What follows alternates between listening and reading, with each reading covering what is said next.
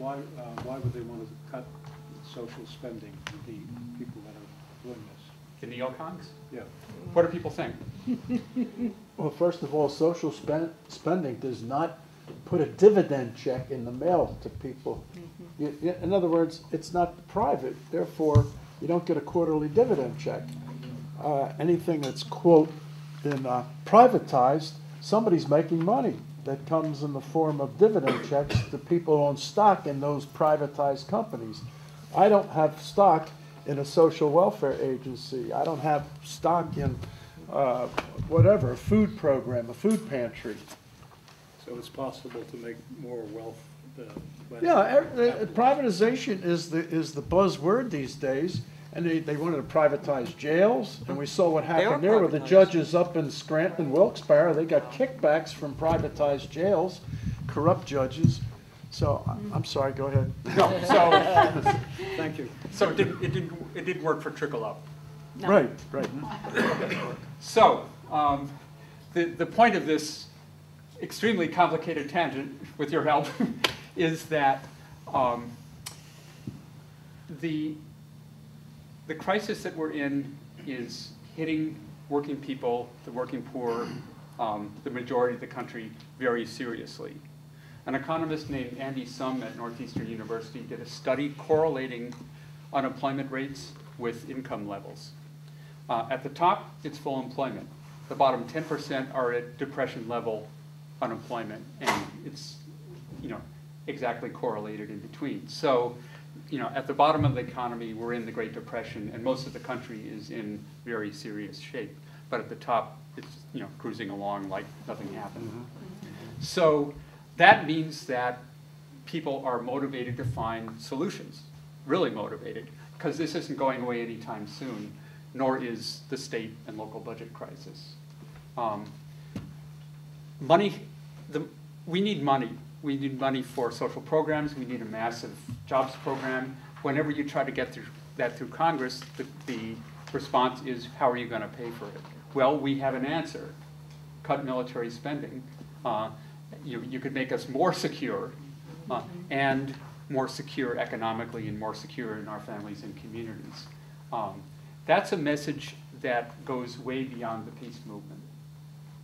So, here are the ingredients why it works. It'll benefit the great majority of people in this country, and the great majority are in a position where they're looking for solutions. The problem is not going away anytime soon. So we have basically a stable organizing environment over several years, a decade, maybe more. The problem isn't going away. People will continue to be pushed by the economic situation, by the economic crisis, to find a solution like this one. It needs a massive solution. Taxing alone isn't going to get us out of the hole that we're in.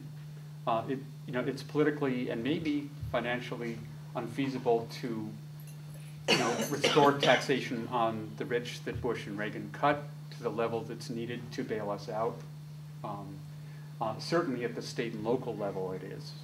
So, and we sort of progressives need to look at the spending side too.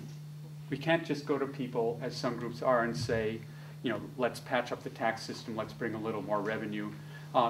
People are responding with, government waste, government spending too much money, and it is. We need to go there with them and show them where it's being misspent. So if we're going to find a solution to the crisis of our communities and the fiscal crisis, we need to look at the spending side as well as the revenue side. Yeah, I totally agree with everything you're saying. The only concern that I have, or one of them I should say, is that let's say that we are able to convince more people that we're wasting a lot of money on the military and we should cut back there. Right now, the way things are set up in this country, it is so skewed toward media coverage for rich corporations that I'm just a little bit concerned that even if we would be able to cut the military by 25%, somehow we might not be able to even see those savings. Other people, like you say, would say, oh, now we can really have tax cuts, or some ridiculous thing like that. But the way this can work, if it's going to work, is a very long-term, very grassroots campaign, which the peace movement does not have the juice to do alone. You know, we don't have the numbers. You know, we don't have the breadth in like who we represent or who we are, and we need allies. At the same time, organizations that represent working people broadly, unions, community-based organizations, racial justice organizations, need this solution too.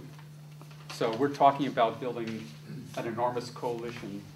And to last long enough to win this thing, I mean, you know, we're up against a 70-year lobby that has weapons production located in every state, practically every congressional district in the country. You know, it's going to take a long time to turn that around. You know, they've got the money, we need the numbers need to be organized, they need to be persistent. And the only way to sustain something like that for the decade or two or three that it's going to take is local organization.